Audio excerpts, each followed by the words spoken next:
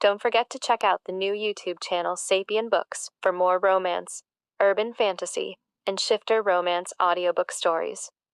Please like and subscribe to support new artists. Let's start. He would later calculate that he had replaced 17 solar cells, resealed 200 linear feet of decking, and adjusted the pH balance of that fucking pool exactly 92 times. All for a house that would never be his. All for a man who paid him in gratitude, then vanished back to Singapore, Zurich, rarely but not entirely impossibly, Canada, but wherever billionaires went when they tired of their own architecture. 3 months. Razor had intended to stay 3 weeks, just long enough to ensure the off-grid systems wouldn't collapse during Declan's absence, just long enough to quiet the hum in his skull that told him to keep moving, keep migrating, don't get stuck. But the hum had changed. It had become a pull, a drag anchor, something heavy and absolute, tethering him to the corkscrew driveway, and the smell of ozone and the particular way the afternoon light hit the glass walls at 4:47 p.m. He did not tell himself the truth, because wolves don't lie to themselves, and the truth was that he was running from his pack and for his pack, waiting for something he couldn't name. He was a coastal pack male. 22 years old, he had shifted his first pelt at 14, run his first border at 16, and by 18 he had traveled every migration route from Vancouver Island to Big Sur twice. He was built for movement. His kind didn't own, they maintained. They didn't own dens, they borrowed them. They didn't own ecosystems, they were part of them. A wolf who stayed too long in one place began to worry at the edges of things, began to fix what wasn't broken, began to carve territory out of other people's property. It was as unseemly as it was necessary. He was, as his mother often reminded him, born to maintain the system they were a part of. But this house, this glass house with its infinity pool and its pretension of permanence, he couldn't stop touching it, couldn't stop adjusting the tension on the sliding door so it whispered instead of clicked, couldn't stop monitoring the batteries, the gray water, the way the cliff face settled a millimeter every Tuesday. He was maintaining a life that didn't belong to him, and he didn't know why. Until the afternoon the static hit. He was on the deck, torque wrench in hand, investigating a railing that didn't actually need investigating, when the air changed.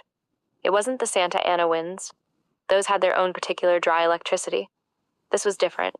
This was a frequency that resonated in his sternum, behind his ribs, in the hollow of his throat where the wolf lived. A buzzing, a charge, a distress signal wrapped in fury and flavored with something that smelled exactly like thrift stores and stale taquitos and cheap synthetic lavender. His hand spasmed. The wrench clattered against the concrete. He stood up very slowly, the way you do when you realize you're standing on a fault line that has just decided to slip. There. Not here. Not in the house. But close. Close enough to feel the panic like it was his own. The particular frequency of someone starving and furious and absolutely, cosmically lost. Someone whose chaos matched his maintenance. Someone who was breaking down in a way that only he knew how to fix. His mate. Possibly. The word arrive as a surprise. It never arrived as a confirmation. Of course. Of finally. Of you idiot, you've been tuning the batteries for 3 months just to have something to do with your hands while you waited for her to break down in the right parking lot. However, he didn't hesitate. He also didn't stop to consider she may be beyond fixing. He didn't stop to consider she was a wolf, unaware she was anything but human. He didn't stop to inform Declan via email that the house was in acceptable condition. He didn't pack a bag. He grabbed his helmet from the hook by the side entrance, the one that smelled like leather and rain and a future he hadn't earned yet, and he walked straight to the matte black motorcycle that had been idling in the driveway for 92 days, like it knew this was coming. The engine caught on the first kick. He didn't bother with the kickstand. He was already moving, leaning into the corkscrew, feeling the centrifugal force pull him toward the coast, toward the city, toward the source of the static. He didn't know her name. He didn't know her face. But he was possibly sure she was wearing one boot and holding a pink dress and standing in a thrift store parking lot, wondering why the world had decided to end on a Tuesday. He knew that for 3 months he had been maintaining a glass house thousands of miles from where he was supposed to be, because he had been preparing a territory for her, had been laying down invisible foundations in a place that could hold them both. He was going to pick up a stranger, a very broken stranger. He was going to feed her steak. He was going to lift her out of harm's way and settle her weight against his chest, and know, with the absolute, bone-deep certainty of a creature who had finally found north, that he was home, The bike surged forward, carrying him toward the static, toward the chaos, toward the only maintenance problem that could ever truly be his, toward a woman he was nearly certain was his mate. Chapter 1. The Flamingo. Or, the meet cute where I look like a bird and he looks like a war crime. The dress was pink. Not blush, not rose. Full, unrepentant flamingo pink, with a taffeta skirt that rustled like candy wrappers and a bodice that could weaponize sequins.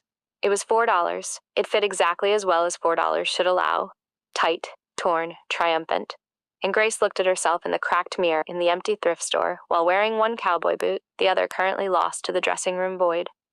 Her chin-length blonde hair was slipping out of its clip, falling in short, sharp strands around her face, which was doing that infuriating thing where it looked pretty even though she was scowling at her own reflection.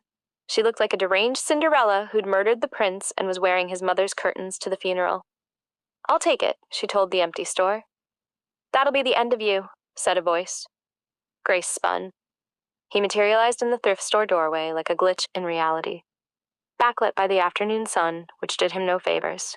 He looked like someone had described a handsome man to a sculptor who had only ever worked in concrete blocks. He pushed off the doorframe, moving into the store with an economy of motion that was almost feline for a man his size. He didn't walk so much as decide to be at the counter, and his body followed the decision. He picked up a titanium camp mug from a basket of housewares, turned it over, checked the dent near the rim. 3 dents, probably a bullet or a very committed espresso. "Excuse me?" Grace clutched the pink taffeta to her chest like armor. "The dress," he said. His voice was quiet, but it carried. It had gravel in it and patience, like he was used to waiting for things to decide to move. "You'll either rule the world in it or die in a ditch. No middle ground." Grace lifted her chin. "I'm an actress. This is a costume." "Everything's a costume," he said. "The question is what you're trying to hide." "You following me?" Grace asked. He looked at her. His eyes moved from her face to her bare foot, to the cowboy boot in her hand, cataloging, filing away. "You don't look like you need following," he said. "You look like you're hunting something that already knows you're there." "And you look like you narrate audiobooks about knife fighting," she replied. He bought the dented titanium mug for $5, too much, and left. Grace stood in the thrift store, holding the pink dress, one boot on, one foot bare, feeling like she'd just been assessed by a building inspector who'd found her foundation interesting, but probably unsound. She bought the dress. She didn't know why, except that the man with the gold eyes had said she would either rule the world or die in it, and she was tired of the middle ground.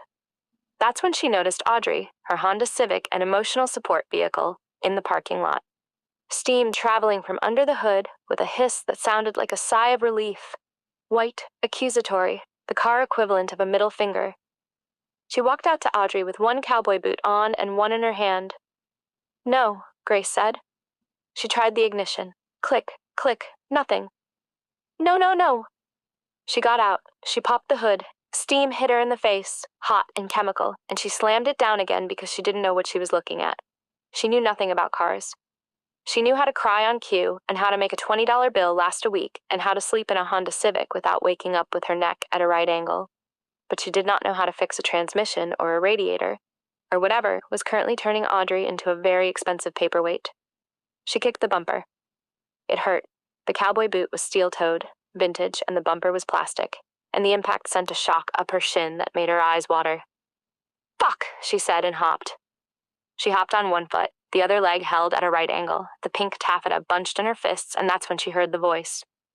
"Have dinner with me." The man from the thrift store sat on a motorcycle, matte black, that looked like a Harley-Davidson had a baby with a stealth fighter jet. "I eat men who own motorcycles for fiber," Grace said, hopping toward him on one booted foot. "Good," he said. "I'm high in protein. But I'm buying tonight so we can settle for steak." "I don't take charity," she said. "Good, I'm not offering any." He swung his leg over the motorcycle, stood up, and she realized again how big he was. Not just tall, but dense, like his bones were made of something heavier than calcium. "I'm offering dinner, trade. You tell me about that car." He nodded at Audrey, steaming quietly in the dark. "I'll tell you about that dress." Grace looked at the Honda, looked at the motorcycle, looked at the man with the gold eyes and the shoulders that strained at the seams of his vintage Western shirt. "I don't know your name," she said. "Razor." "That's a nickname." Yeah. What's your real name? He looked at her for a long moment, the gold eyes unreadable. Then he smiled. Not a big smile, not a happy one, but something that cracked his face open just enough to show there was a person in there after all. Nobody's called me by my real name in 20 years, he said. You want dinner or not, Flamingo? Grace looked down at herself, the pink dress, the one cowboy boot, the bare foot on the asphalt. She thought of the director in the restaurant, the steam from the Honda, the $23 in her bank account, and the fact that she hadn't eaten since yesterday's gas station taquito. Who nicknames their baby Razor? She said. Here. Razor picked up the helmet from his motorcycle seat, held it out to her. Hop on. She took the helmet. It was warm from his hands, smelled like leather and rain and something faintly, impossibly, like home. Razor was already on the bike, kickstand up, engine purring like a big cat that had just eaten. He held out his hand. She took it, let him pull her onto the bike behind him, her arms wrapping around his waist, because there was nowhere else to put them. Hold tight, he said. Like I have a choice, she muttered. He laughed, and the bike surged forward, and Grace closed her eyes. And for the first time in months, she didn't feel like she was falling. Chapter 2. The Kitchen. Or, how to enter through the loading dock like you own the place. Briefly. Razor didn't park out front. He killed the engine in the back alley, the motorcycle's headlights sweeping across a loading bay lined with empty produce crates. Grace peeled her helmet off, her short blonde hair staticky and wild, the pink flamingo dress riding up her thighs. He walked straight to a steel door marked Service Entrance Only. He held it open for her. You don't knock? She asked. He's expecting me, Razor said. She ducked under his arm into a kitchen that was all function, white tiles stained with turmeric, exhaust fans rattling. A busboy rounded the corner on a collision course with Grace's spine. Razor didn't shout, he just moved. His hands closed around Grace's waist, spanning her ribs, lifting her clean off the ground, and swung her in a smooth arc out of the kid's path. He deposited her back down against the walk-in fridge, his forearm a bar across her collarbones for half a second while the busboy blew past. Watch your corners, Luis, Razor said, not angry, just gravity. Sorry, Razor, the kid gasped. Marco came through the swinging doors, a big man, broad-shouldered, with the hands of someone who worked for a living, but the eyes of a man who knew exactly how much he owed. He crossed the kitchen in 3 strides and grabbed Razor by the shoulders. The twins got their housing sorted, Marco said, his voice lower now. Full ride, because of you. Because of their grades, Razor said. Marco laughed and looked at Grace, taking in the flamingo dress, the single cowboy boot, the helmet hair. Who this? Grace, Razor said. She's with me. The words landed with weight. The kitchen air shifted subtly, staff noticing, acknowledging, returning to work with renewed focus. Carla appeared from the dining room, 40-ish, efficient, wearing a black dress and an apron. When she saw Razor, her shoulders dropped with relief. Table's ready, she said. She looked at Grace, taking in the dress, the shivering. Blanket? Please, Razor said. Red one. The dining room was warm, exposed brick, low light, white tablecloths that glowed like snow under the chandeliers. Carla led them to a corner booth, curved leather so worn it looked like butter, the best table in the house. Grace sank into the booth, hyper-aware of the sequins on her flamingo dress, catching the light like a disco ball. We're underdressed, she whispered. You're perfect, Razor said, sliding in beside her. Not across, beside, boxing her into the corner with his body. Marco appeared with 2 plates, osso buco, falling off the bone, roasted vegetables. No menus, no ordering. Just food that appeared, because Razor was home. Wine followed. Grace was too hungry to argue. She ate.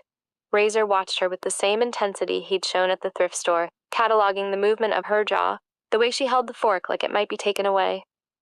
You're living in your car, he said. It wasn't a question. Grace froze, bread halfway to her mouth. I'm between apartments. The Honda, blankets in the back seat, food wrappers, a gym bag acting as a dresser. He ticked off the evidence like he was reading a maintenance log. It's not safe. Grace set the bread down. I don't take charity. Good. Razor leaned back. I'm not offering any. I'm house-sitting a place. Glass house up on the coast, has a pool. She stared at him. Okay. Pool needs daily maintenance, skimming, chemical balance. The owner's particular about it. He looked uncomfortable, the gold eyes flicking to the salt cellar, then back to her. I need help. You want me to clean a pool? I want you to live somewhere safe while you clean a pool. He leaned forward. Room and board, cash weekly, until you get back on your feet. Grace blinked. You lift cars, you fix compressors, you probably build rockets in your spare time. And you're telling me you can't skim a pool? Razor looked at her then. Really looked at her, and she saw something predatory in the gold eyes. Something that wanted her in his territory. Under his roof, where he could monitor her, fix her, ground her. I can skim a pool, he said quietly, but I can't be in two places at once. And you need somewhere to sleep that isn't a Honda Civic. The silence stretched between them. Grace looked at the Audiobook, the wine, the warm restaurant full of people who clearly loved this man.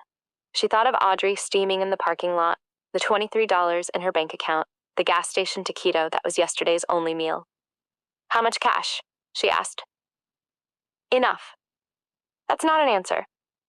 $200 a week, plus room and board. Grace nearly choked on her wine. $200 was more than she'd made in the last month of auditions and coffee shop shifts. For cleaning a pool? For maintaining a property, the pool's just part of it. She studied his face, the concrete block jaw, the gold eyes that gave nothing away. What's the catch? No catch, just rules. What kind of rules? My rules, my house, my territory, my way. He said it like he was discussing load-bearing capacity.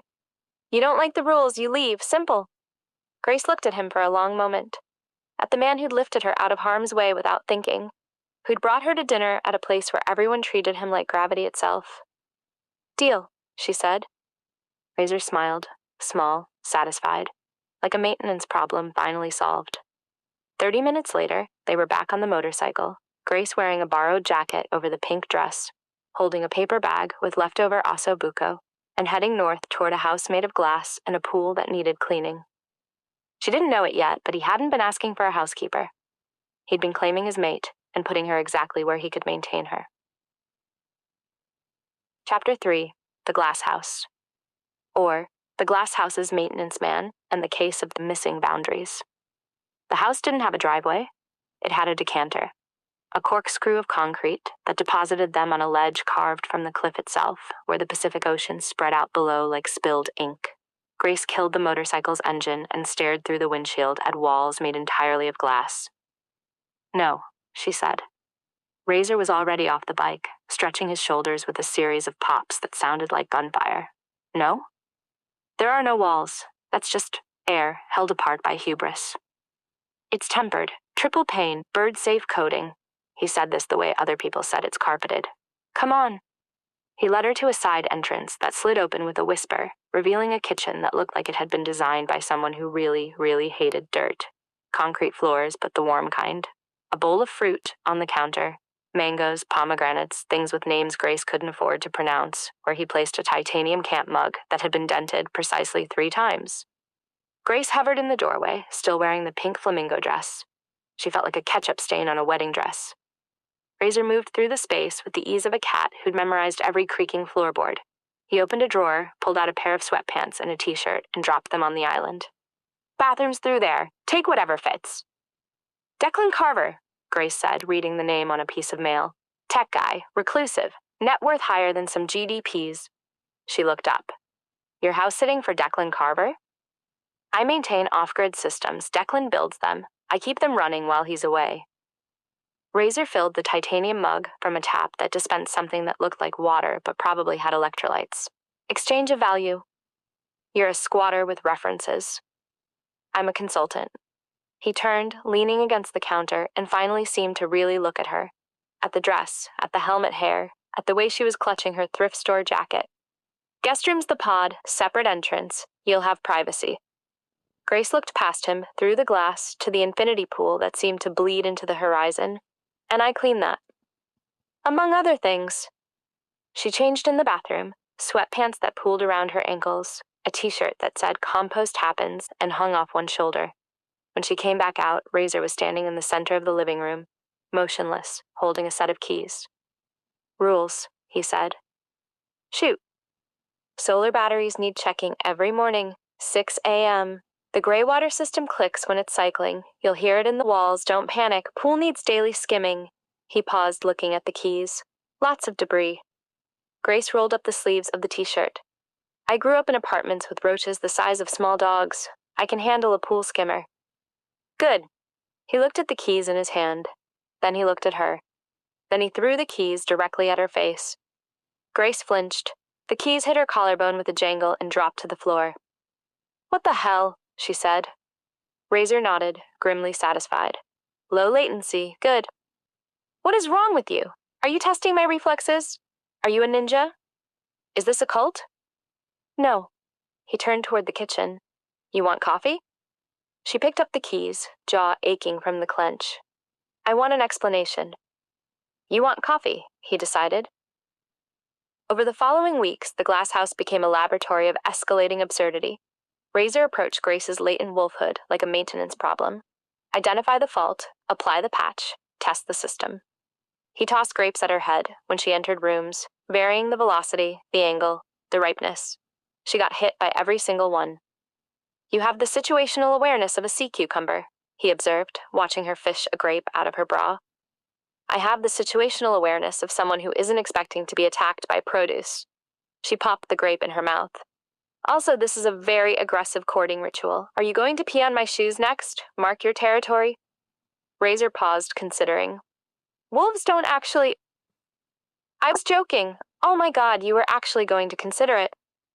I don't need to mark territory, he said, with the calm of a man who had already mentally installed a fence. You're already in it. On Tuesday, he tried the coffee maker migration. Grace found it 6 inches further back on the counter, requiring her to climb onto the granite to reach it, one knee up, stretching. Razor walked in mid-stretch, wearing nothing but sweatpants, hair wet from a shower. He stopped, watched, didn't offer to help. Is this a test? Grace asked, fingers brushing the handle. Do you want help? No. She grabbed the coffee machine, triumphant. I want to know why you keep moving things out of my reach. Is this to establish dominance through kitchen appliance placement? I like watching you climb, he said, so deadpan she almost believed it was a joke. Almost. Well, I like watching you pretend you're not obsessed with me, she shot back, pouring coffee into his dented titanium mug. It's a very brooding romance novel. Do you also have a tragic backstory about a dead first love? A red room of pain? Please tell me you don't sparkle. I don't sparkle, Razor said, taking the mug. Good, because I have standards. Low standards, admittedly, but they exist. The wrist grab happened on day 5. Grace was reaching for a mango when Razor's hand shot out and clamped around her wrist. Not hard, just sudden. His thumb pressed against her pulse point, his fingers wrapping all the way around, his gold eyes fixed on her face with the intensity of a man reading vital signs. Grace yelped. Her free hand came up automatically and slapped him across the cheek. The sound cracked through the glass house like a gunshot. They both froze. Razor let go. He turned his head slightly, considering the sting. Then he nodded. Good latency. I'm going to murder you with your own mug, Grace said, cradling her wrist. It hadn't hurt, but it had felt like being touched by a live wire. I'm going to dent it a 4th time. Razor froze, with an unreadable, glistening fleck behind those golden eyes. Anger was better than fear, he thought. Anger could crack survival mode. Anger could force a shift. She threatened to murder him with his own mug. The threat made him smile, small and private, into the titanium. She was fast when she was angry. Finally, the wolf in her was showing its teeth, even if she thought they were still human. He didn't tell her that he grabbed her wrist because the bond had demanded contact, because he needed to know if her pulse would sync with his when he touched her, because he needed to know if she felt the static too, the electricity that arced between them whenever they shared breathable space, the current that would one day snap into a completed circuit and bind them together, because he needed to check if the fever was building, if the shift was coming, whether she was ready or not. Why do you keep grabbing me and throwing things at me? Is this the enemies to lovers arc? Because I didn't sign up for that. I signed up for pool maintenance and possibly sexual tension, not domestic assault by citrus. He picked up his mug, sipped, and said with the air of a man revealing state secrets, You're uncoordinated. I am graceful. I'm an actress. You move like you're apologizing for existing. He set the mug down. I'm trying to fix it. You're trying to give me PTSD. He looked at her then, really looked, and for a second the baby face cracked, and she saw something old and tired underneath. "I'm trying to wake something up." "Well, try coffee," she said, and stormed out to the pool. Day 10. The pool. The Santa Ana winds were blowing, hot and electric, triggering the shift instincts in every wolf in the territory. Razor felt it, the pull of the moon even during the day, the static electricity in the dry air that made every hair on his arms stand up. It was a shift night, the kind of night when dormant wolves either woke up or burned out trying. Grace was standing at the edge of the pool, complaining about the temperature. She was wearing his t-shirt and her underwear, and she smelled like pack, like home, like mutt, and she was still dormant, still blind, still not feeling the electric pull that was practically screaming between them. But her scent was changing, getting wilder. The wolf was stirring. He needed to shock her awake. He picked her up, 123.4 pounds of latent mate, and walked 3 steps to the edge. The wolf was roaring in his ears. Throw her, force the shift, make her wake up before it's too late, and the bond snaps us both in half. Cold water, shock, the mammalian dive reflex that would trigger every survival instinct she had.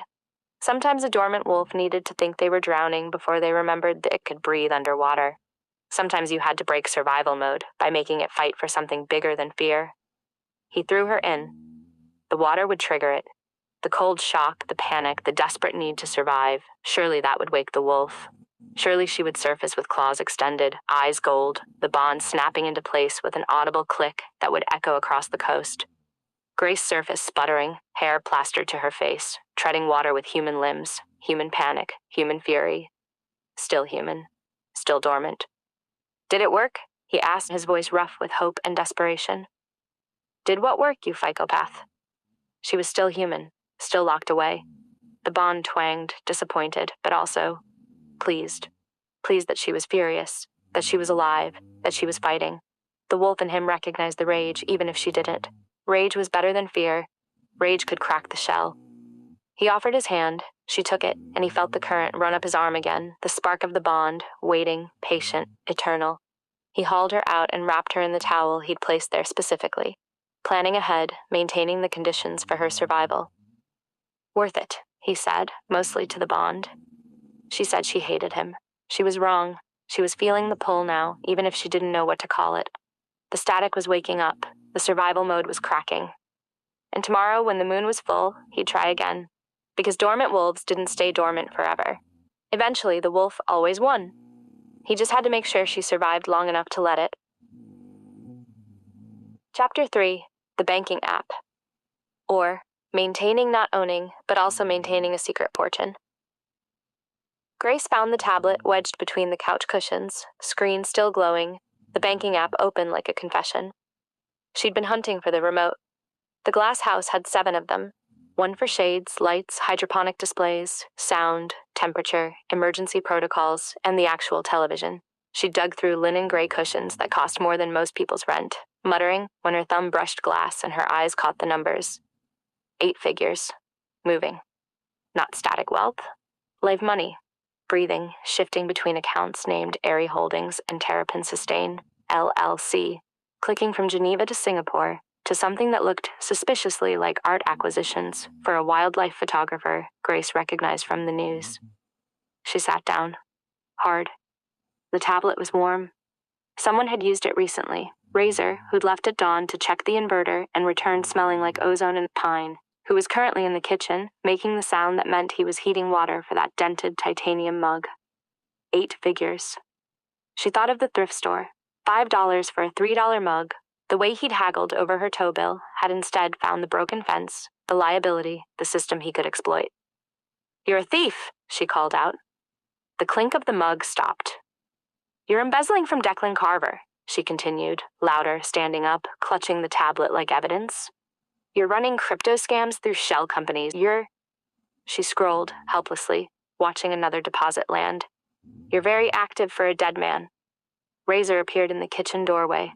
Canvas pants, white t-shirt with the dental floss hole. He looked like a vagrant who'd wandered into an architecture magazine. He looked at the tablet in her hands, and his shoulders dropped. Not guilt, surrender. "It's mine," he said. "The money?" "All of it." She held up the screen. The numbers glowed, obscene. You have $40 million and you let me wake up at 4 a.m. to skim your pool? 42, he said, and change. Why? Currency is stored energy, Grace. Houses are liabilities. Possessions anchor you. He walked toward her, that frictionless pace, stopping 3 feet away, close enough to smell cedar and ozone. I maintain systems, I don't inherit them. You haggled over my $800 toe.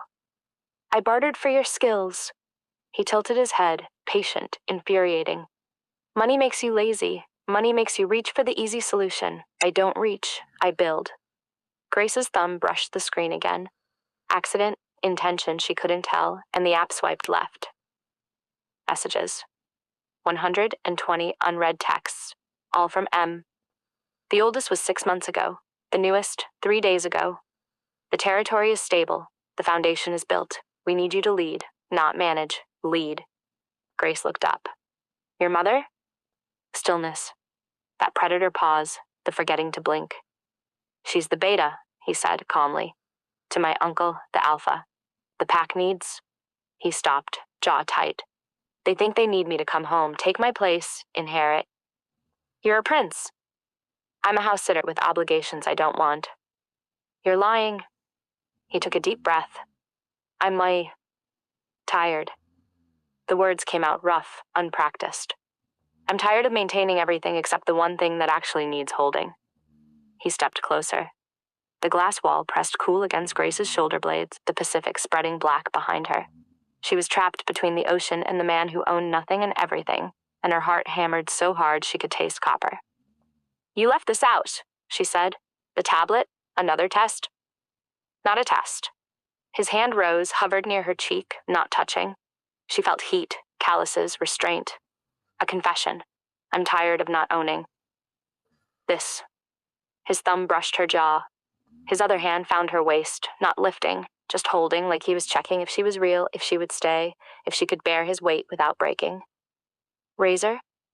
I don't want the territory, he said, and his voice was different now, stripped of gravel, just raw. I don't want the accounts or the pack or the, he laughed, broken. The destiny. I want to wake up at 4 a.m. and watch someone else skim the pool. I want to throw someone in the water and have them climb out furious and still stay. Grace's hand found his chest, muscle and heat and a heartbeat she could feel through his shirt, rabbit fast, nothing like his calm. You threw me in a pool, she said. And you stayed. You threw me in a pool. I wanted to see you wet and furious and real. His forehead dropped to hers, gold eyes closing. Everything else is borrowed. You're the only thing I want to keep. Grace kissed him. It wasn't graceful. She was still holding the tablet in one hand, her other fist twisted in his shirt, and she had to rise on her toes to reach him, her mouth finding his at an angle that made her neck ache. She tasted surprise, his lips parted, breath catching, and then response. His hands finally moving, one sliding to her lower back, the other cupping her jaw like something precious and sharp, something that might cut if held wrong. He made a sound. Not human, really. Too low, too rough, something that vibrated through his chest into hers. His teeth caught her lower lip, gentle, testing, and she gasped against his mouth. And then his back was against the glass wall, and she was pressed full length against him, the tablet finally falling, forgotten, to the concrete floor. They broke apart, both breathing hard. His eyes had gone darker, the gold smoldering, pupils blown wide. That, he said, was not a test. No, Grace agreed. That was me deciding. Deciding what? She pulled back enough to see him, the baby face cracked open, the want raw and visible, the $42 million and 42 days of reflex tests and 4 a.m. pool skimmings all distilled into this. A man who owned nothing, asking permission to hold her. To let you keep me, she said, even though you clearly think I'm supposed to be the clueless human who faints at your feet, which for the record I will not be doing. I have standards. Low standards, but they exist. He laughed, startled and young, and then he was kissing her again, deeper, hungrier, his hands finally moving with intent, mapping her ribs, her spine, the place where the pink dress would have dipped if she'd been wearing it. A notification chimed. They both froze, foreheads pressed together, breathing each other's air. Ignore it, Razor murmured against her mouth.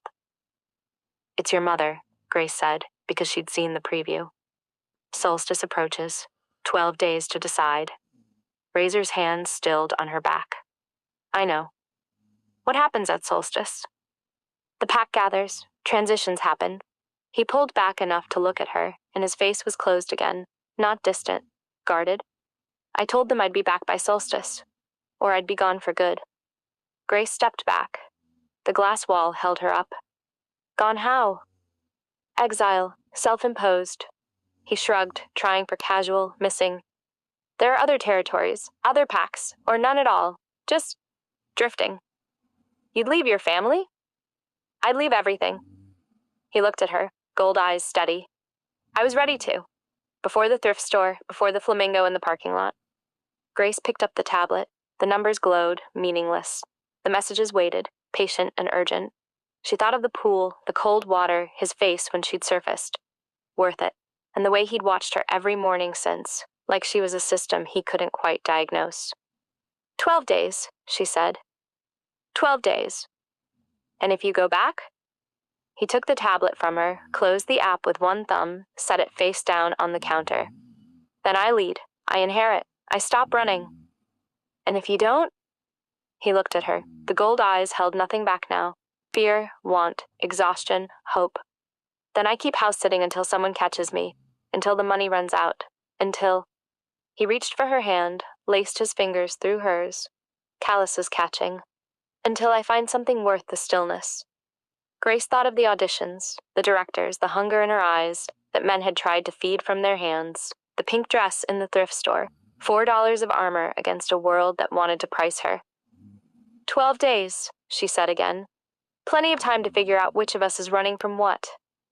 Razor's hand tightened on hers. You're not running. No. She pulled him toward the guest pod, toward the suspended bed and the glass walls and the borrowed space that suddenly felt like it could be theirs, briefly, completely. I'm chasing. For once, I'm chasing something I actually want. They didn't make it to the pod. The couch, linen gray, expensive, deep, caught them halfway there. Grace laughing as Razor's knee hit the armrest, his curse soft and surprised, his hands finally where they were meant to be. Chapter 4. The Late Shifter. Or, this is not some kind of morning after performance anxiety. Grace woke to the sound of produce being rearranged. She opened one eye. The glass house was dawn gray, the ocean a smudge of charcoal outside the window. Razor stood in the kitchen, barefoot in canvas pants, moving systematically through the fruit bowl. He picked up a mango, judged its weight, set it down, picked up a pomegranate, hefted it like a baseball. Don't, Grace mumbled into the couch cushion. He threw it anyway. The pomegranate sailed in a perfect arc toward the living room, aimed at the space directly above her head.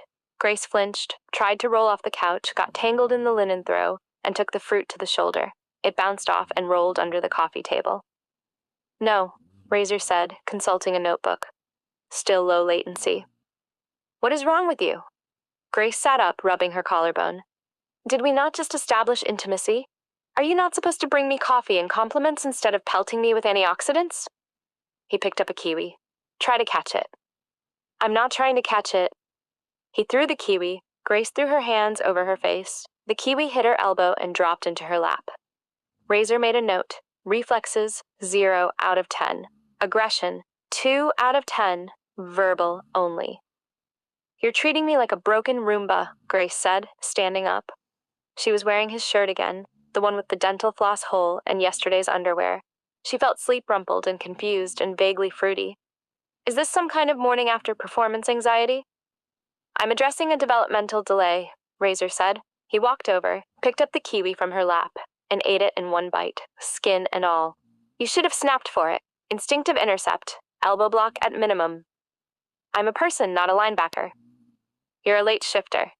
He said it matter-of-factly, wiping kiwi fuzz from his lip. Most wolves show reflexes by puberty. Graceful movement, enhanced proprioception. You move like you're apologizing to gravity. I move like a human. Exactly. He looked troubled by this. We need to fix it. Or, Grace said, holding up a finger, and hear me out, we could not fix it. We could accept that I'm a human woman who happens to be your mate. Sorry, mate, Bree, you don't like the romance novel terminology, and I don't need to be a wolf to be worth keeping. Revolutionary, I know. Razor stared at her. You said mate. You've been growling at me for 3 days. You threw me in a pool. You keep touching my pulse. I'm an actress, Razor. I've read the scripts. She crossed her arms. You're the brooding alpha heir who doesn't want to inherit. I'm the clueless human who turns out to be supernatural. We have 12 days until the solstice. This is literally the plot of Moonbound Hearts, seasons 1 through 4, and I will not be participating in the "you must shift to be worthy" storyline. I have enough trauma without adding lycanthropy. Razor blinked, then slowly the corner of his mouth twitched. You think I'm brooding? I think you're maintaining a brooding infrastructure. It's very impressive, very load-bearing. I don't care if you shift, he said, and the humor dropped, replaced by that raw, unpracticed honesty. I care if you survive. The reflexes, the latency, it's not about worth. It's about you walking into traffic and me not being fast enough to lift you out of the way. Grace softened. Oh. Also, he said, picking up a grape and throwing it at her head, the fruit thing is funny. She caught it this time. Barely. It squished in her hand. You did that on purpose. Low latency, he lied, grinning. Jerk. You're jerk, he corrected, and the possessive pronoun landed with a weight that made her drop the grape. Okay, she said, but if I turn out to be a wolf, I'm not doing the alpha female posturing. I refuse to growl. I will, however, accept a belly rub. Noted, Razor said. And Grace? Yeah? The fated mate thing? He stepped closer, crowding her against the kitchen island in a way that should have felt threatening but felt like coming home. You're wrong about the genre. Oh? It's not Moonbound Hearts. He dipped his head, mouth brushing her ear. It's a workplace comedy with benefits. She laughed, startled, and he kissed her. There in the kitchen, surrounded by fruit that was definitely going to be thrown at her later. Outside, the Pacific crashed against the rocks.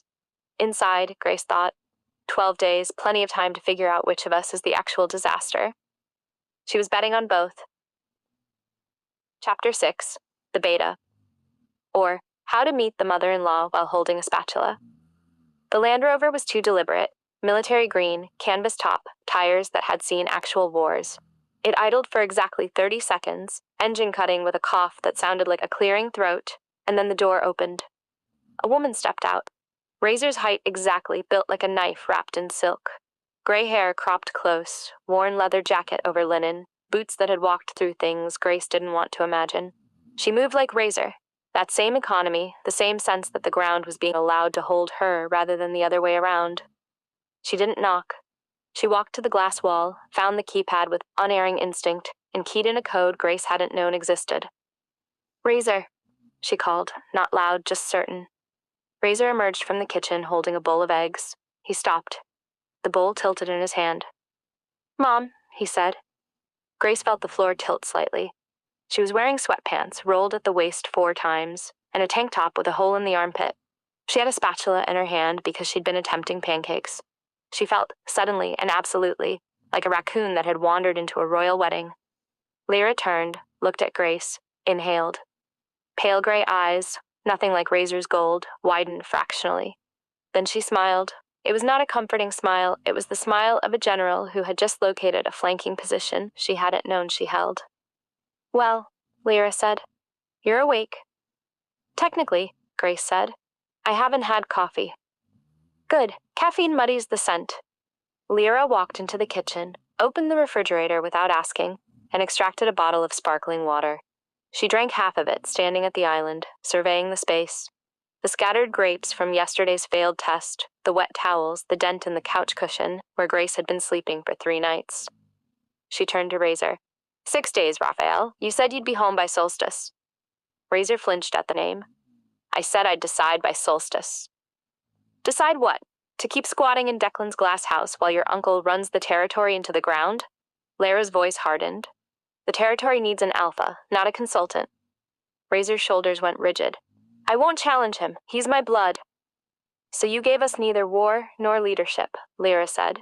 You gave us absence. You ran instead of fought. I left because I wouldn't split the pack, Razor said, voice rising. Tobias would have backed Kai. Others would have backed me.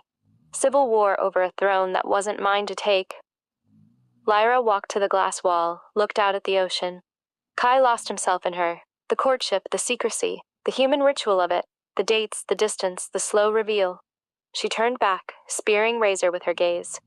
He was absent because he was ashamed. Because falling for a human when you're meant to be alpha is not a shifter thing. It's vulnerability. It's static. It's choosing one over the many. Grace felt the air change. She looked at Razor, the way his jaw tightened. You're doing exactly what he did, Lyra said, softer now. The only difference is Kai lied about where he was. You're telling the truth. You're here with your human, building your foundation, maintaining borrowed systems while the pack waits for you to either take the territory or release it. Razor was staring at his mother, his gold eyes wide. He was ashamed. He thought we wouldn't accept her, that we'd demand he choose, pack or human. So he tried to have both by hiding her, stretching the courtship across years. Lyra tilted her head. Sound familiar? You're not hiding Grace, but you're not bringing her home either. You're just pausing, waiting for the territory to fix itself or break so you don't have to be the one who decides. Razor looked at Grace. She saw the realization move through him. Not just understanding, but forgiveness. The resentment he'd carried, suddenly reframed. He wasn't weak, Razor said. He was scared. He was in love, Lyra corrected. And love makes wolves stupid. It makes them slow. It makes them forget they're meant to run until they've built a den so comfortable they forget how to leave. She gestured at the glass house. You've built a very comfortable den, Raphael, but it's not yours. I won't challenge him, Razor said. Even now, even knowing. I'm not asking you to challenge him. I'm asking you to go home. Lyra stepped closer. Kai wants to step down. He has a daughter, a human daughter, another on the way. He wants to migrate to the Northern Territories, be beta to his own wife, not alpha to a territory he neglected. But he won't leave until he knows you'll take it, not as a conqueror, as a steward. Razor went still. He's surrendering? He's choosing. He led with her at his side, but he chose the human. Lyra paused. He wants to hand it to you cleanly, without blood. The silence stretched. The ocean crashed below, indifferent. Razor looked at Grace. She saw the question in his eyes, the fear of inheriting, of owning. Go, Grace said. Her voice surprised her, steady, sure. Not now, but soon. Razor blinked. I want you to stop being a guest, she said, even in your own life. She looked at Lyra. He'll come, for the solstice. He'll take the territory. Lyra studied her, gray eyes dissecting. And you? I'm late, Grace said. I'm not ready to run with wolves. But I'm not letting him go alone. I just need time to pack my bag, and maybe finish the pancakes. Lyra's smile reached her eyes this time. You're smarter than you look. She walked to the door. 3 days, Razor. Kai will announce his intention at the gathering. The next alpha will rise at the ceremony 3 days after that. Be there to accept it, or don't come back at all. She left. The Land Rover disappeared down the corkscrew, leaving pine needles and the distinct impression that borrowed time was over. Razor stood at the island, staring at the half-filled bowl of eggs. He was courting her for 3 years, he said quietly, while I was picking up the pieces he dropped. While I was maintaining the systems, he couldn't be bothered to check. He looked at Grace. I hated him for it, for choosing her over us. And now? Now I understand why he'd rather throw someone in a pool at 4 a.m. than go to a border negotiation. He laughed, rough and broken. I understand why he ran. Grace walked to him, took the egg from his hand, set it down. You're not running anymore. You're just late, Razor finished. He pulled her close, buried his face in her neck.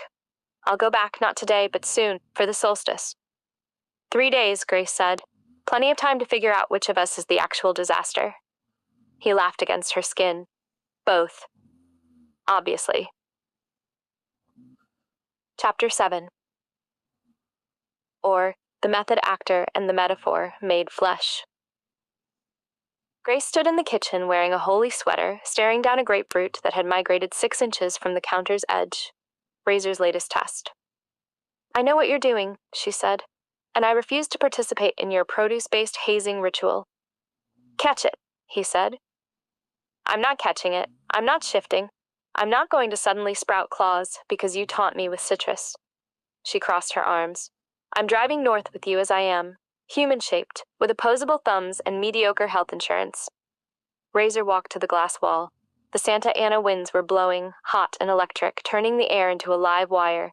He turned, and she saw the fear, not of the territory, but of taking her into it defenseless. "One last time," he said. "Try." "I did try. Yesterday you threw a pomegranate at my head, and I failed to catch it, because I am a human woman with slow-twitch muscle fibers and an aversion to being assaulted by breakfast." She leaned back, smirking. "You're so committed to this secret werewolf bit. Very Daniel Day-Lewis method-acting thing," she said. Her voice cracked upward. "Like extreme immersion therapy. I respect the dedication." "Grace." He set the mug down. It rang against the concrete counter. "You asked me why I maintain instead of own. Why I don't buy the house. Why I don't claim the territory. Why I fix the fence but won't sign the deed. Because you're afraid of commitment. We established." "Because I'm not human," he said. "Not fully. I'm canis lupus by treaty, by biology, by the weight of my pelt. I maintain because I cannot own. Ownership implies stasis. I'm built for migration, for the coastal routes, for the territories that drift." He stood up. He moved differently. Not faster, but with a density, as if the air had to negotiate with his mass. He stepped into the living area. The change wasn't cinematic. No screaming, no snapping bones. It was a settling, as if he'd been holding his breath for 20 years and finally exhaled into his true shape. His shoulders revealed their true span, not broad but dense, built for shouldering through walls. His jaw elongated, teeth sliding into prominence, thick, yellow-white, predatory. The gold eyes lost their human pretense entirely, becoming lamps in the dimming room. He didn't become a wolf. He became the idea of a wolf wearing Razor like a maintenance uniform that no longer fit. Grace slid down the glass wall. Her knees unlocked. A whine escaped her, rattling in her molars, subvocal, humiliating, canine. Razor shifted back slowly, the recession of tide, gold, draining from his eyes. He looked exhausted. "I maintain because I cannot stay," he said, voice rough. "I'm built for migration. But you're static. Your foundation." "I can't be this," she whispered. She pressed her hands to her face, smelled the thrift store on her fingers. "I want normal. I have a call back in Pasadena, and I really can't. I want to drink oat milk and to worry about rent. I don't want to be—" She looked at him, at the seams where the monster showed through. "I don't want to be monstrous." The word landed between them like a blade. Razor went very still. Then he stood up, walked to the kitchen, and picked up his phone. "I'm calling Marcus, Silver Lake apartment, rent control. You're arranging my life." "I'm maintaining the system," he said, already dialing, "making sure it works after I'm gone." He turned away, walking toward the deck, voice dropping to low, efficient coordinates with Marcus. Grace sat on the concrete floor, the grapefruit still untouched on the counter. She had chosen the audition, the oatmeal, the human life, and he was giving it to her by leaving. Chapter 8. The Foundation. Or, the breakup gift of heavy real estate. He left at dawn the next day. Lyra's Land Rover idled at the end of the corkscrew drive, taking him north to meet Kai, to become Alpha, to inherit a world he'd spent 3 years defining himself against. Grace stood in the glass house wearing the pink dress, archaeological now, torn, smelling of chlorine, and held a set of keys on a plain steel ring. "2-bedroom in Los Feliz," Razor said. His duffel was already in the truck. He was leaving her the luxury of time. "2nd floor, blackout curtains that actually seal. Bank account in your name, clean, separate from mine. Your Honda's at Precision Auto. New transmission," he said flatly. He crouched in front of her, pressed the cold metal into her palm. "I'm building you a foundation," he said, "so you don't blow away." "I don't want things," she said. "I want—" "Me," he finished. "But you can't have me in the audition. Not yet." His thumb brushed her knuckles. "Take them, so I have somewhere to find you when I come back." He's lying, she thought. He could find me in a war zone, in a snowstorm. But she understood the architecture of the lie. He needed her to have roots, static while he migrated. "What if you don't come back?" "I'll come back," he said. He stood, looked at the ocean, then at her. "But if I don't, you'll have the foundation. You won't blow away." He walked to the door. Grace followed, barefoot on the concrete, keys biting her fist. "Razor," she called. He stopped at the threshold, silhouetted against the dawn.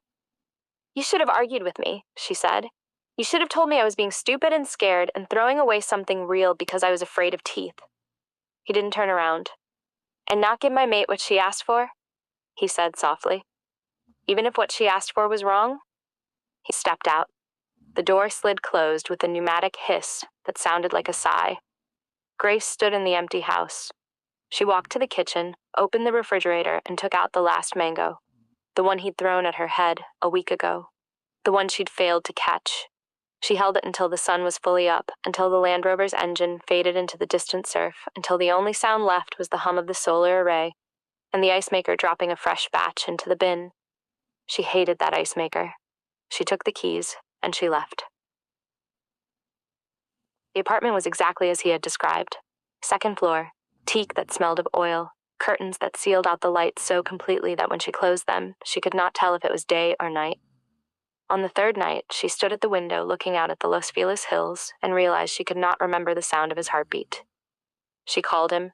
It rang 3 times, then clicked. "Grace," he said. His voice was wind-scoured, thin, carried on satellites he probably maintained himself. "I'm in the apartment," she said. "I got the call back." "Good," he said. He sounded tired.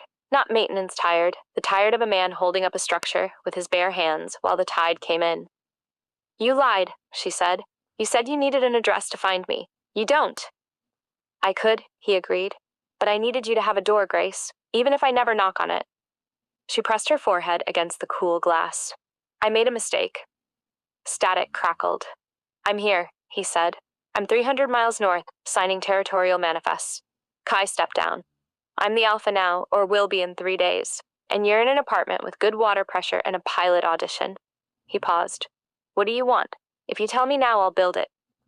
"I'm in the wrong place," she whispered. "I know," he said. "But I gave you what you asked for. How else was I supposed to love you?" The line went dead. She stood there until the window fogged with her breath, until she understood that he had built her a coffin so sturdy she could survive the burying, and that the only way out now was to break it, or to break herself. The performance. Or how the audition became a wolfish fugue state. The set smelled of ozone and synthetic lavender, the chemical attempt to mask nervous human sweat. Grace sat in a canvas chair labeled Grace Chen, wearing clothes selected by a wardrobe assistant who'd taken measurements but not preferences. The fabric itched in places she couldn't scratch. They were shooting the dinner party scene. She smiled across a table of wax fruit at a handsome, vacant actor whose name she didn't know, pretending to feel hope. "Action," the director called. Grace hit her mark, said her lines. The rhythm was perfect, the blocking exact. It was magnificent, hollow, performed. "Cut," the director said. Small man, expensive shoes. "Good, but let's try one where you're actually feeling it." By the 6th take, the lavender had soured into oil on her tongue.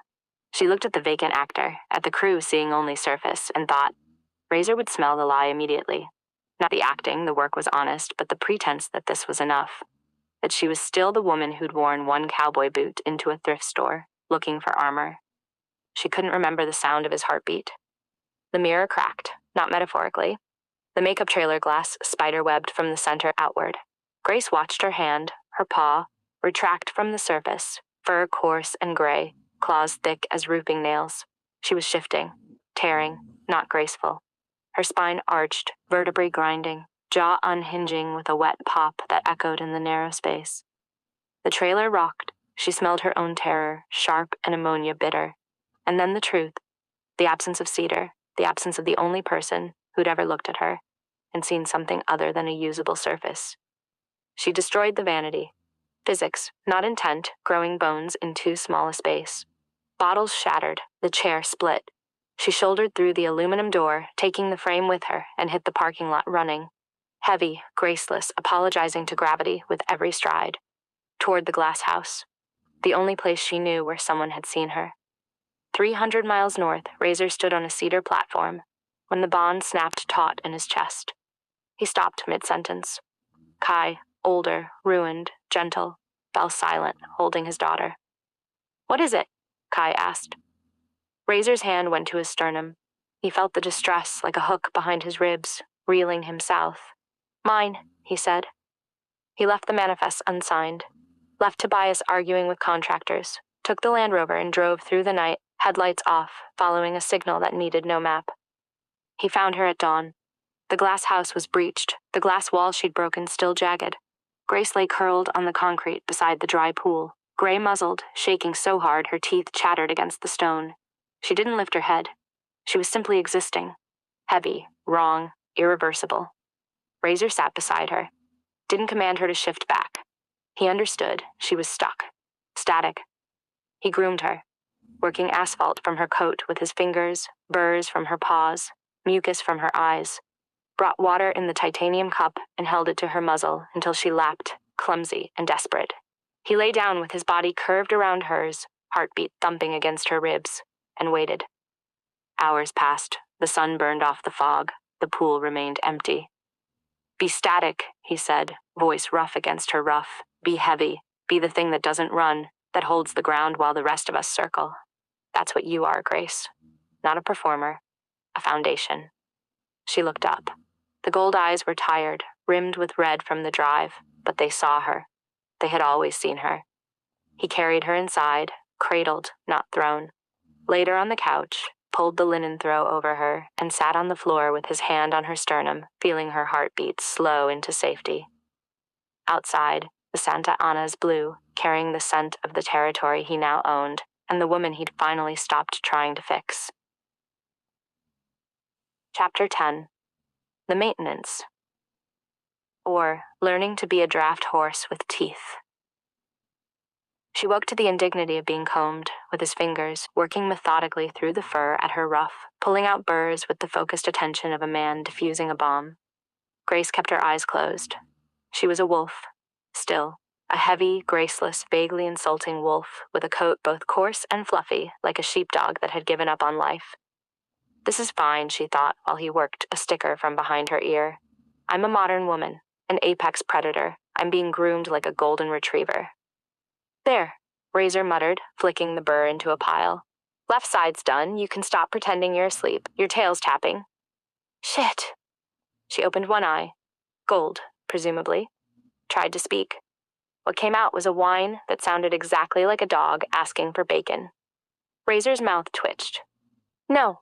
You're not getting venison until you drink water first. You're dehydrated. Your nose is dry. My nose is regal, she thought, indignant. But she lapped from the cup he held, because arguing while wolf-shaped was proving difficult. You're stuck, Razor said, studying her with the same critical eye he applied to solar arrays. You tried to shift back? She looked away toward the broken glass wall.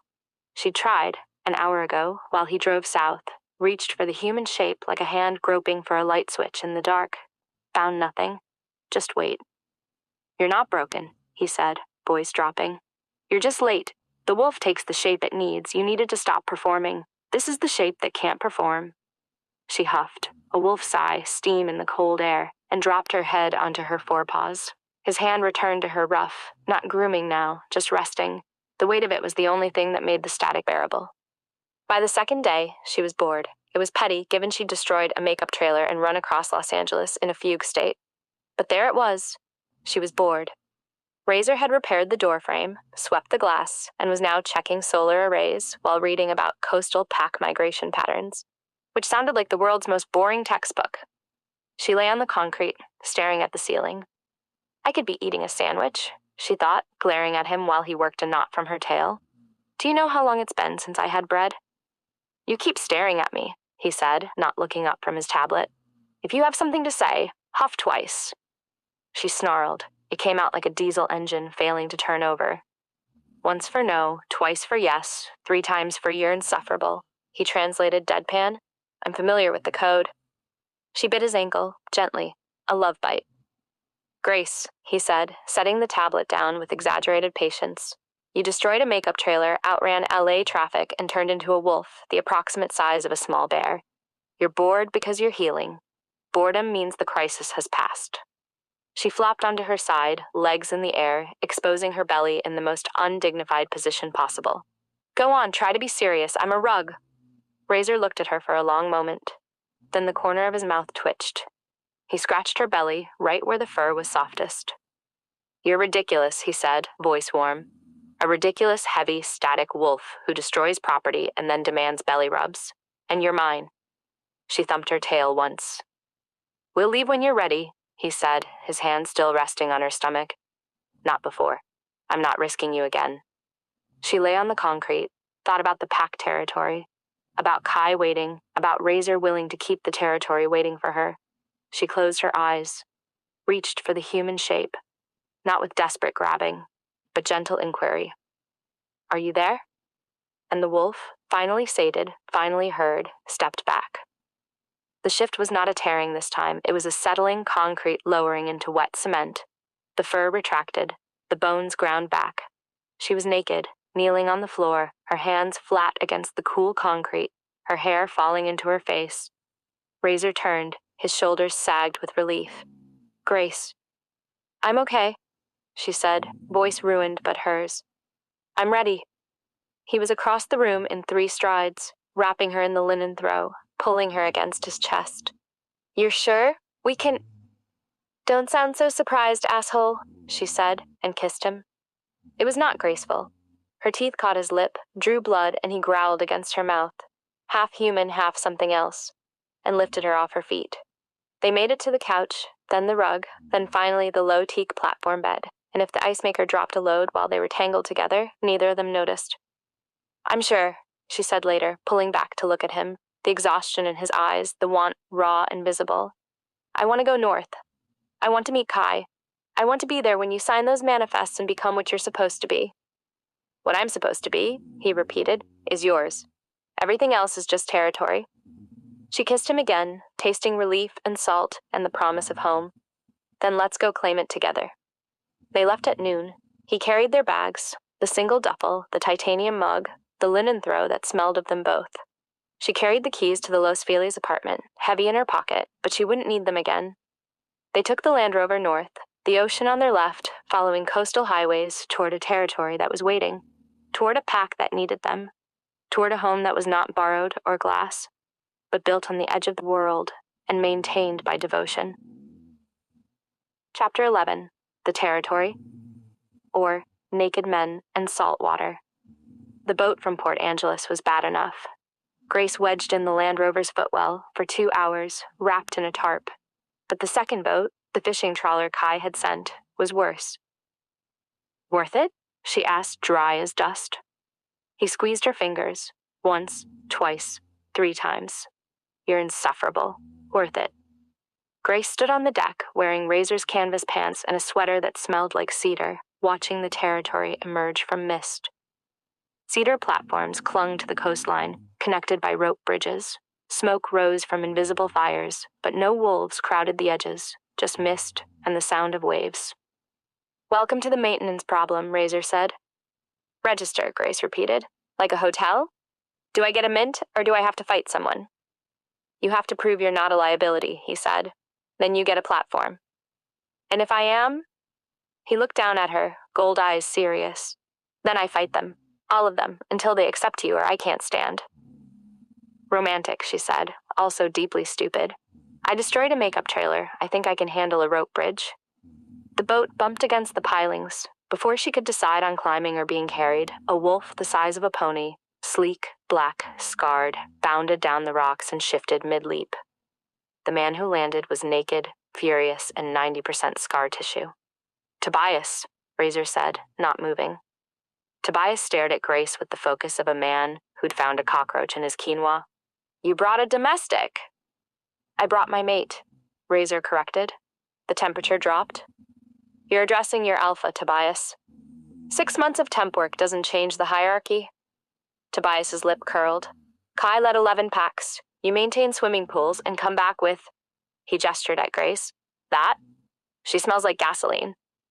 And poor life choices, Grace said, stepping forward. Get it right. Also, you're naked and it's 40 degrees, so I'm assuming the shrinkage is affecting your judgment. Razor coughed. It might have been a laugh. Tobias shifted, fast, violent, and lunged. Grace didn't think. She just dropped. Let her weight settle, let the wolf rise without taking over, and became a concrete block in a silk sweater. Tobias hit her shoulder with his teeth. Pressure, a bruise blooming, and she didn't move. She just stood there, looking bored, while 180 pounds of angry alpha hopeful bounced off her like a tennis ball off a wall. Ow, she said, deadpan. Tobias stumbled back, shifted, clutched his jaw. What the fuck? Static, Razor said, pride thick in his voice. She's foundation. You can't shake foundation, Tobias. You build on it or break against it. I was going to say I'm too tired to care, but foundation sounds better, Grace said. She rolled her shoulder. So, registration. Do I pee on the corner? A voice called from above. You'll have to wait for low tide for the peeing. Current's too strong. A woman stood on the highest platform, very pregnant, barefoot, wearing a fisherman's sweater. Kai's wife, Annika. Kai's waiting, she said, smiling. And I've got actual tea, not the bark shit Tobias drinks. Annika, Tobias snarled. Shut up, Toby, Annika said sweetly. You're naked and embarrassing yourself, again. Registration was agricultural, not bureaucratic. Kai sat on a cedar stool, looking regal, powerful, like the pack alpha of the coastal sea wolves, but with his daughter across his chest, asleep in a sling. He didn't ask Grace to fight. He handed her a knife and pointed to a pile of tangled, salt-crusted fishing nets. Mend it, he said. If you can maintain the nets, you can maintain the pack. This is a test, Grace said. No, it's Thursday. Kai smiled. The test is whether you'll complain while you do it. I'm going to complain while I do it, Grace said, sitting down. Artistically. She mended. Her fingers were clumsy, salt stung, but she found the rhythm. Needle up, thread through, knot, pull, static. Hours passed. Razor worked beside her, hands moving 3 times as fast in his element. Mist and cedar, maintaining migration routes, being the alpha he was trained to be since birth. When Grace finished her 3rd net, lumpy, functional, ugly as sin, Annika brought tea. It tasted like the forest floor. You didn't stop, Annika said. That's the job. The salmon don't care if you're elegant. They care that you're here, holding the ground. Grace looked at Razor. He stood at the edge, looking out at the Pacific, at the 11 packs now his to maintain. He turned. His eyes found hers. Worth it? He asked without speaking. Grace looked at her ruined manicure, at the heavy reality of a life without ice makers or casting calls. Worth it, she said. Tobias threw a fish at her head. She caught it. Dinner, he grunted. You caught it. You clean it. Romance, Grace told Razor, brandishing the fish. This is romance? He smiled, rare, gold, and held out his hand. Come on, Foundation. Let's go maintain our ecosystem. She took his hand. Chapter 12. The Tilt, or Structural Liability as Love Language. 6 months later, the platform still listed 5 degrees to the left. Razor had jacked it twice, reinforced the pilings, poured concrete. It remained 5 degrees left. It's character, Grace said, stirring her coffee with a screwdriver. It's a liability, Razor said, not looking up from the solar array. Cool house, Grace finished. The Leaning Tower of Isosceles. She's got us calling it the Tilt, Tobias muttered from the corner, where he was reviewing manifests and scowling at a crab. Like it's a theme bar. It is a theme bar, Grace said. She set her mug on the railing. It stayed there, defying gravity, because Grace's static field apparently extended to ceramic. Theme, functional disregard. Come for the structural instability, stay because you're literally stuck in the salmon run. Tobias looked at Razor. Fix your mate. Razor clipped a wire, sparks jumped. Can't, she's load-bearing. Grace beamed. It was Thursday, which meant mending nets and checking hydroponic lines. She wore Carhartt overalls, razors rolled up 6 times, and a sweater Annika had knit that read Property of the Ecosystem. I fixed the railing, Razor said, though he hadn't. I broke the solar array, she replied, though she hadn't. Liar. Maintenance man. He pulled her in front of him, his chin on her head, looking out at the Pacific. The territory hummed. The salmon were running. The ice maker was still in Los Feliz, presumably making ice for subletters, and Grace didn't miss it at all. Worth it? He asked because he still asked every day, like he was surprised she hadn't read the script and walked off set. Grace reached back, found his hand, placed it on her sternum, where the bond sat complete. You tell me, she said. Still think I'm a structural liability? Razor was quiet, listening to her heartbeat, feeling her weight against his chest. You're load-bearing, he said, but I can work with that." She bit his thumb. He laughed, low and cedar rough, and together they watched the tide come in, perfectly tilted. The immovable object and the unstoppable force who only stopped for her,